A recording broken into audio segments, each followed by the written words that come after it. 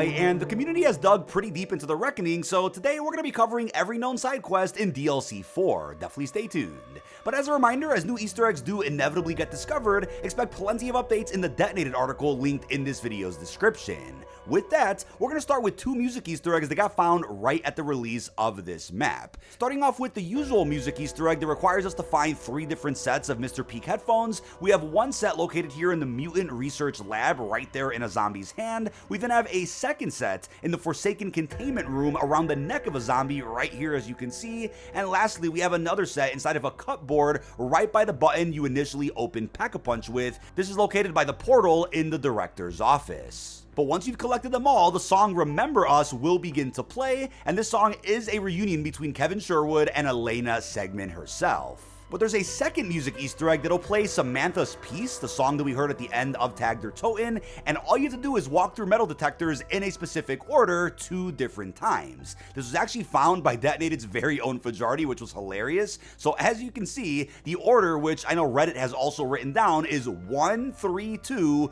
1 3 2. So as long as you know which metal detector is 1, which one is 2, and which one is 3, you could probably get this done pretty quick, but you can also just mimic exactly what I do here in this footage to make sure the song activates. But it doesn't appear like the side in which you walk past the metal detector matters, so long as you're walking past the correct metal detector. Again, that is 1 3 2 1 3 2. Your screen will then turn white and a song will begin to play. It's also cool hearing a Richtofen quote where he mentions that he's heard that tune before, a reference of course to when he walked into the white light at the end of C.A.S.T.E.R Toten.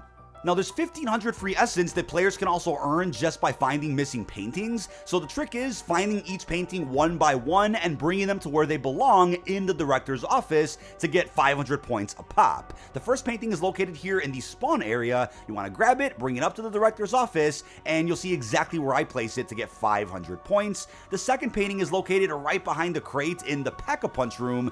Kind of hard to spot sometimes, but once you grab it, once again bring it up to the director's office and you can place it right here as you can see. Lastly, there is a final painting located next to a pillar in the Klaus assembly point of interest. Grab this one and you can place it in the last slot that you can see in the director's office. In total, you just collected 1500 free essence just by holding interact on a couple of paintings. But players can also earn free salvage and, from what I've heard, perk power-ups just by interacting with these trash cans near the Juggernog machine. This is of course located in the T1 executive suite of the map itself, and there's a couple of trash cans in this area. You can interact with all of them. Some of them reward you with salvage, some of them could even give you essence, and like I've heard in many different comment sections now, you could even get free perks and probably some other goodies that are completely random. Speaking of free loot, there is a vending machine Easter egg, as we also saw back in Liberty Falls, but this one is located by the Klaus assembly. This is actually right near where you build the friendly Klaus that's needed for the main Easter egg, so obviously, as you guys would come to expect, you're going to want to run melee macchiato to get the best possible reward from this vending machine. People have gotten wonder weapons, Pack-a-Punch crystals, as I got here in the footage,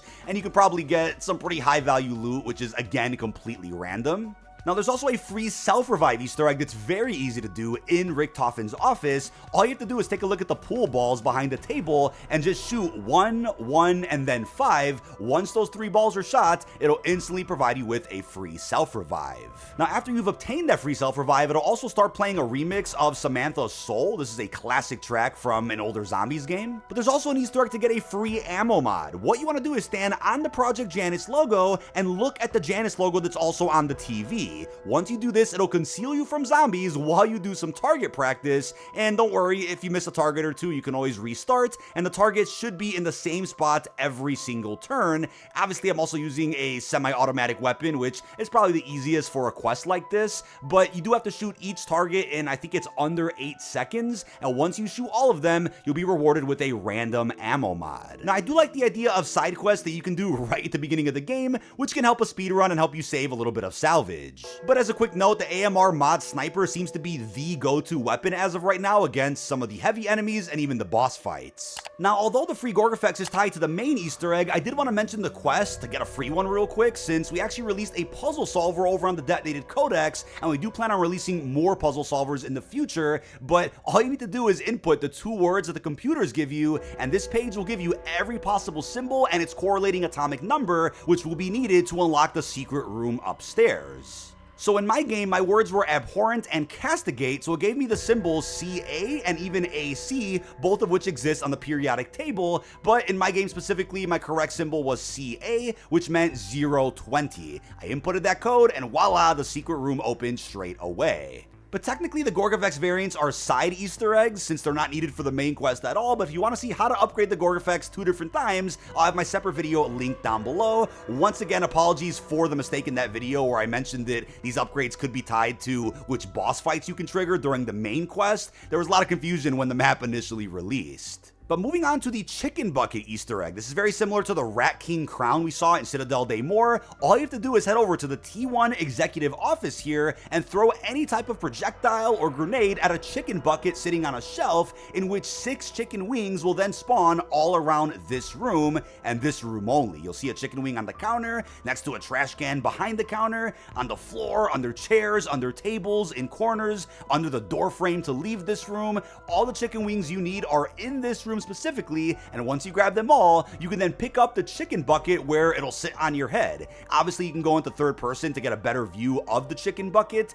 Not sure if it does anything. I don't believe it does, considering the Rat King crown didn't back in Citadel, but something we noticed is that upon going down later in the match, another teammate was able to pick up the chicken bucket off of me as they revived me, so I do believe you can pass the bucket around to your teammates, but other than that, it does seem like a silly little gag that you can do here inside of the Reckoning. Now, considering the Janus Towers are in the town of Liberty Falls, it makes sense that Aetherella makes a bit of a comeback here inside of the final map. So what you want to do to spawn an Aetherella Companion is to use a spray on a bathroom stall in the reception spawn area. You gotta look into this barrier and just spray any of the sprays that you have onto the stall, and you'll see an Aetherella toy on the ground there. You now want to use a charge shot of the Gorgafex so that Aetherella starts following you, which is when you'll need to take her to the Pack-a-Punch room. All you need to do is jump into the beam that's shooting out from the particle accelerator, and once you do that, Aetherella will just be floating there on the beam. You want to jump onto the beam again until you hit Aetherella, and at this point, you've unlocked an Aetherella Companion. She'll now follow you around for, I want to say, the next 3 to 4 rounds, and everywhere you aim your weapon is where she'll attack. Now, she isn't all that strong. I don't think she's as great as the Aetherella you could become yourself in Liberty Falls,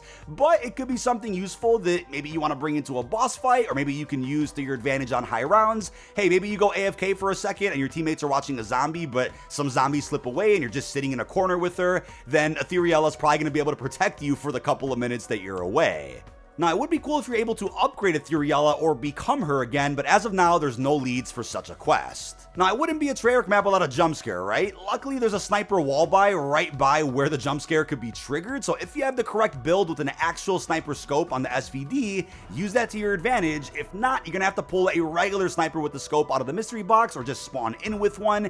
If you head over right here by the jump pad and you look into the distance, you'll see what I believe is supposed to be a little picnic setup or a blanket, and if you look right at that blanket, it'll actually trigger a Samuel Jumpscare, Richtofen's burned son that we of course saw for the first time in the Liberty Falls intro cinematic.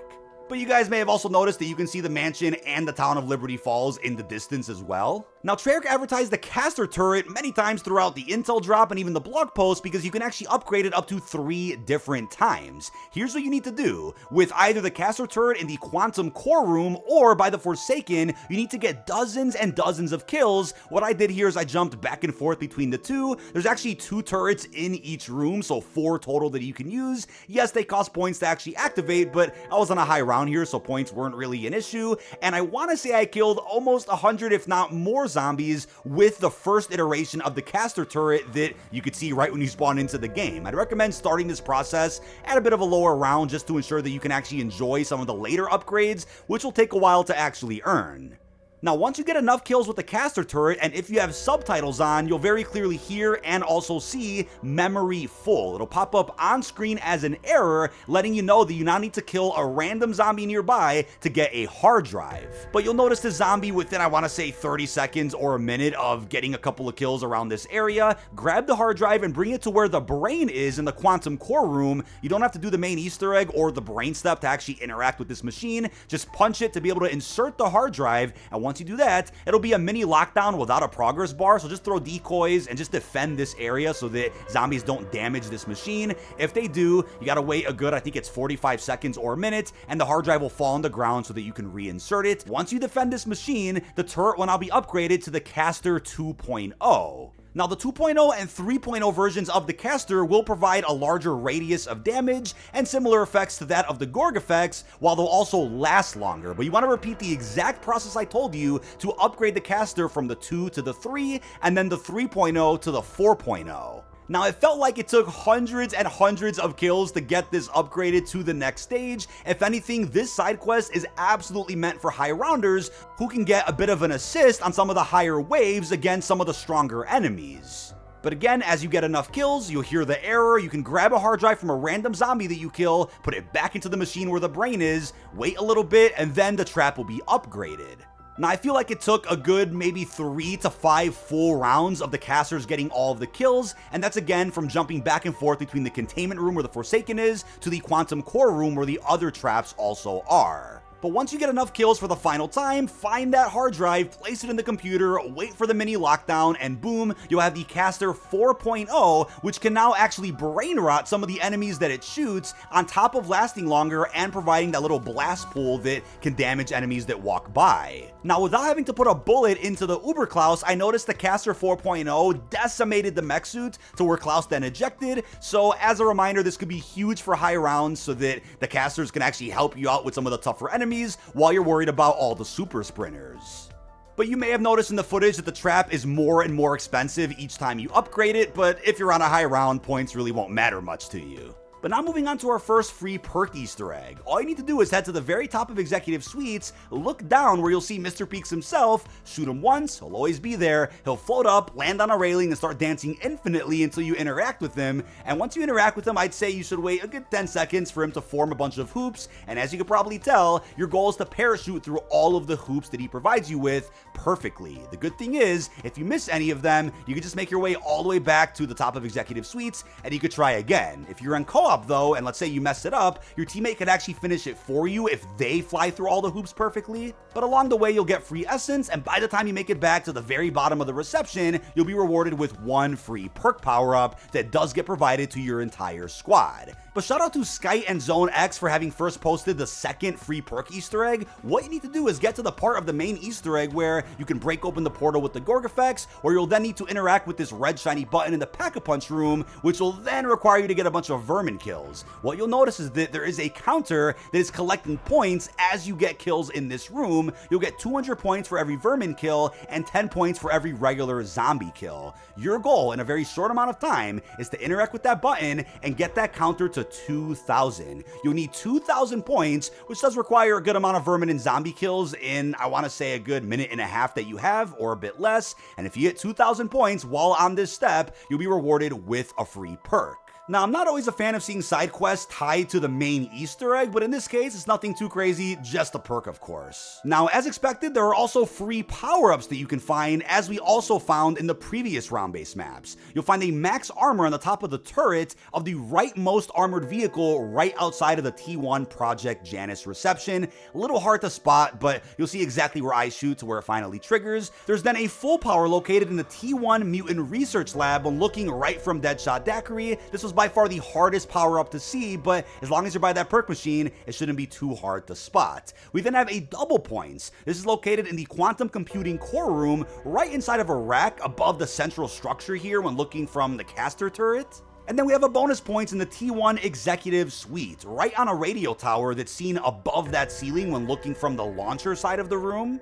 But we then have a max ammo right by the jump pad in the Klaus assembly room. You'll see it sitting there on the top left of the rafters there. Now we then have an insta-kill located in the Forsaken containment room. It'll be on top of the servers in the employee-only window to the right after using the etheric elevator shaft. Now in the Pack-a-Punch room, you'll find a free nuke just above that blue pipe to the left of the crafting table.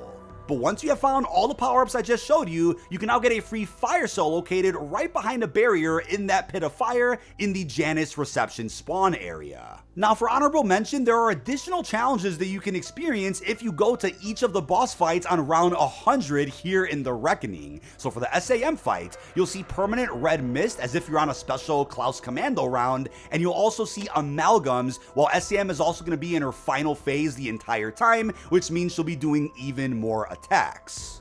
But for the Richthofen fight, you'll still see some permanent special fog and even a ton of Uber Klaus elite enemies, which makes this even harder than it already was, considering Richthofen can already insta-down you while using his Wonder Waff. But for tips on beating both boss fights, I'll leave my dedicated videos on them down below. But that is about it. This has been dkdynamite. Leave all your thoughts down below in the comment section. That's every known side Easter egg thus far for DLC 4 The Reckoning. Let me know if you've come across anything over on Twitter, my Discord server, or even on Detonated, and I'll be sure to follow up with some additional content. Really hope you've enjoyed, and peace out, everybody.